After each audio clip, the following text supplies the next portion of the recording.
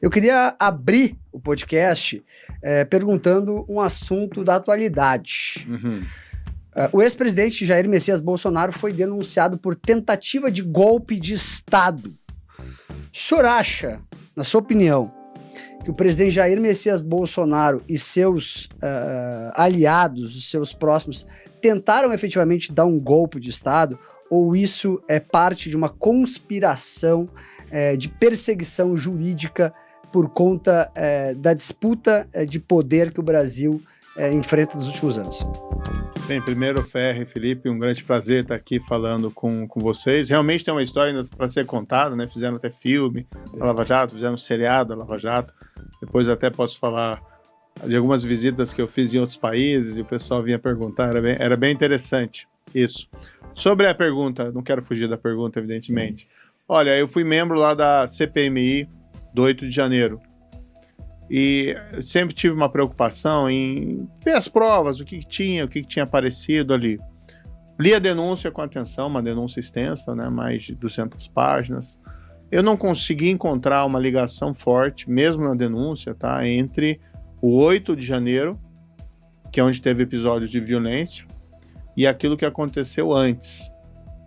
A interpretação que me parece predominante hoje até no meio político é de que o 8 de janeiro foi um extravasamento. Aquela multidão queria protestar, se excedeu, alguns invadiram os prédios públicos, depredaram. Essas pessoas têm que ser punidas, sempre defendi punição, agora não naquela dimensão, né? Eu tenho sido um crítico a essas penas desproporcionais que estão sendo aplicadas a essas pessoas. A perigosa Fátima de Tubarão, a perigosa, acho que é Débora, a mulher do batom. Então, 17 anos para essas pessoas é uma grande injustiça. E eu entendo que essas pessoas do 8 de janeiro têm que ser tratadas segundo o direito delas, segundo a justiça para elas. Não podem ser tratadas pensando em 64. Tem gente que quer descontar lá, não foram punidos os torturadores de 64? Então vamos lá arrebentar com a Fátima de Tubarão. Vamos lá destruir a Débora do batom. E também não pode ser tratado com viés político pensando em 26. Então precisamos ter justiça para essas pessoas. Por isso eu tenho defendido lá sem anistia. Antes eu defendia que fosse aplicada uma pena reduzida, tá? Sei lá, alguns meses de prisão, prestação de serviço. Mas agora já ficaram tanto tempo preso que agora vai anistia de uma vez, né? Não justifica mais tempo de prisão do que aquele ali já contido. Então, o que me chamou a atenção na denúncia, primeiro, há uma fragilidade em fazer uma ligação entre o 8 de janeiro com o que aconteceu antes.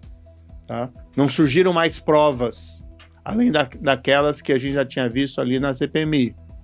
Agora, voltando para dezembro e novembro de 2022, a grande questão tinha gente ali, pelo que aparenta, né, descreve a denúncia, que queria ter um estado de defesa, um golpe, alguma coisa desse tipo. Não foi ultimado, não foi feito. A gente não viu nenhum golpe. O governo Lula que está aí é um desastre, né, e nem deveria ter golpe. Golpe é uma coisa que hoje não cabe na estrutura institucional brasileira de uma democracia madura. Mas aí houve tentativa, houve um plano e houve daí desistência voluntária. São essas questões que estão postas ali na denúncia. A defesa vai bater, evidentemente, do presidente Bolsonaro e dos demais acusados, que houve ali uma cogitação, cogitar não é crime, e que foi tudo abortado. Também fica evidente que o golpe não houve, e é muito criticado hoje as Forças Armadas brasileiras, né? E um dos fatores que impediram que houvesse qualquer coisa foi a posição dos comandantes do Exército e do comandante da Aeronáutica, que se posicionaram e não fizeram. Agora, toda aquela discussão, toda aquela questão vai fazer, não vai fazer, e daí não faz, isso aí configura tentativa? É uma pergunta bastante complicada. Uma questão que, a meu ver, também está incomodando bastante é essa impressão de que não haverá um julgamento imparcial. Né? Parece que as coisas já estão um jogo jogado, né? Com o rigor que o Supremo tem tratado essa questão. Com ministros, hoje eu vi no jornal lá ministros acreditam que a estratégia do PGR vai possibilitar a condenação ainda em 25, então, ministro falando em off para a imprensa, não pode acontecer isso. Então, isso também vai ser levado pela defesa para questionar a própria imparcialidade desse julgamento. O melhor, que seria a minha opinião aqui, que o Supremo poderia fazer, dar um jeito de se livrar desse processo, manda para a primeira instância, o Lula foi julgado em primeira instância, né? Para que ele seja julgado por outro juiz, para que haja recurso, para que possa ter um tribunal decidindo sobre esses fatos. Mas por que esse caso do golpe está no Supremo? Que eu não entendi ainda. Olha, antigamente o Supremo tinha uma jurisprudência dizendo que se você tem o foro privilegiado, então algumas autoridades são julgadas perante o Supremo. O presidente da República, por exemplo, o ministro de Estado. Mas quando você perde o cargo, você perde o foro. E assim o Supremo começava a processar lá, por exemplo, um deputado por, sei lá, corrupção, acabava o mandato, mandava para a primeira instância.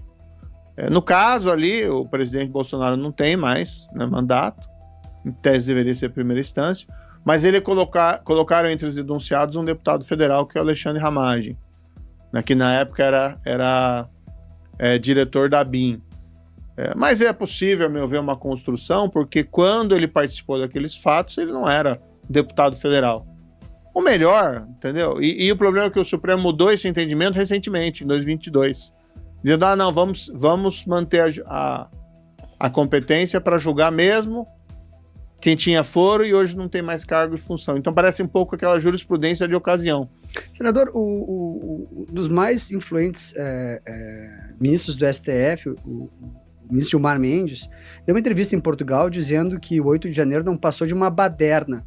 Como pode, dentro da mesma corte, um ministro dizer que foi uma baderna, publicamente, para um jornalista, e a gente tá com todo esse movimento jurídico, com várias pessoas presas e tudo mais. A turma não conversa lá? Como é que tu acha que é justo e normal cada ministro ter a sua visão sobre um determinado assunto?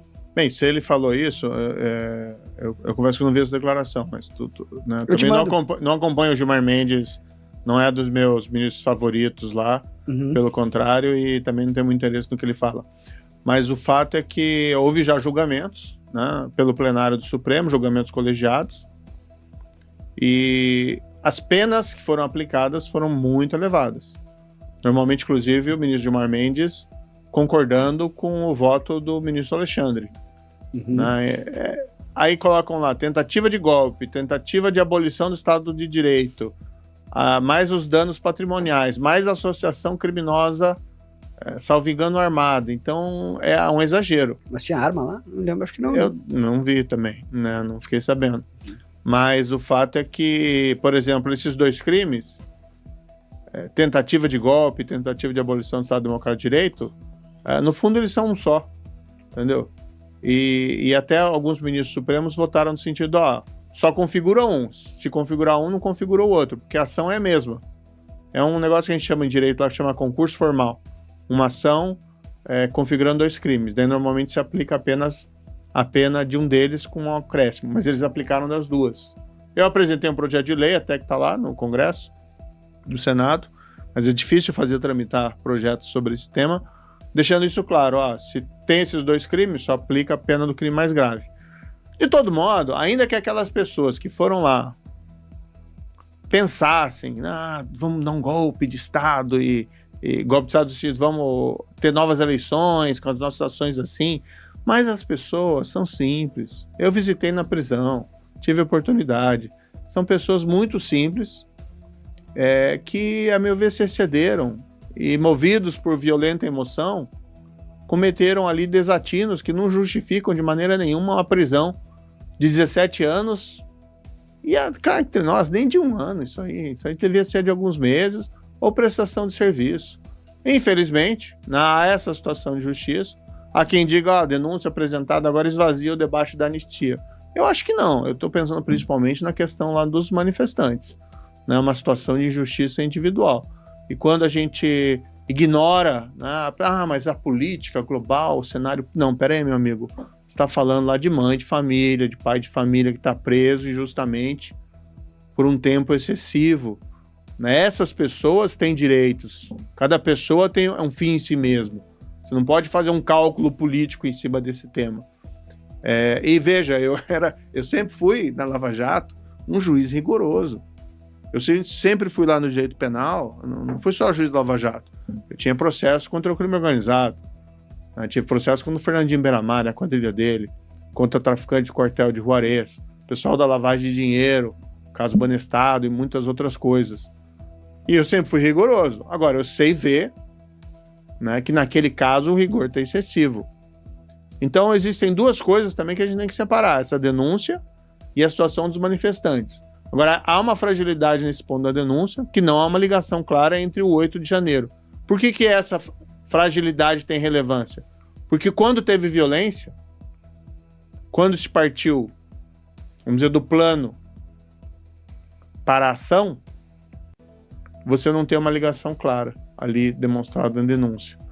Porque o que eles estão querendo dizer é que foi tentado também por causa do 8 de janeiro. Mas isso não está claro ali na denúncia.